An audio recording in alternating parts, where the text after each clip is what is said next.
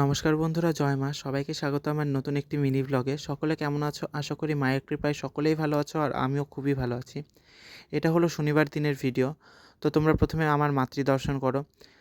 আর এখন আমি স্নান করে শুদ্ধ বস্ত্র পরিধান করে মন্দিরে চলে এসেছিলাম। মন্দিরে এসেই সবার প্রথমে মন্দির ঝেড়ে মুছে পরিষ্কার করে নিয়েছিলাম।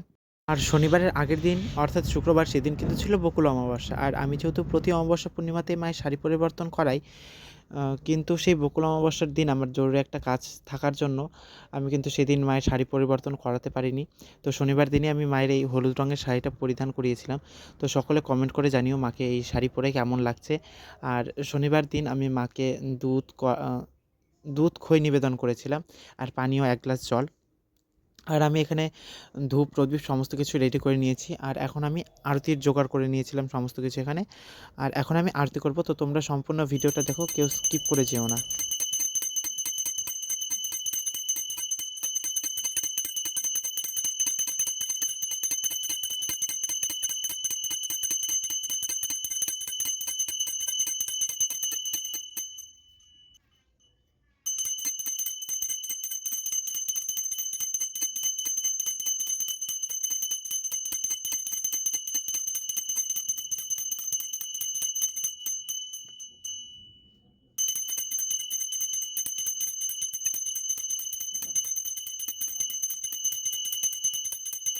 আর বন্ধুরা, আমি কিন্তু এখানে সমস্ত কিছু দিয়ে আরতি করে নিয়েছিলাম। যেমন ধরো ধূপ, প্রদীপ, জলশঙ্খ, শুকনো বস্ত্র, চামর, এগুলো দিয়ে আরতি করেছিলাম। আর এখন যেহেতু ঠান্ডার দিন, মাকে ভগবানদের তো আর পাখা দিয়ে হাওয়া করা যাবে না, শুধু চামর ব্যঞ্জন করা যায়।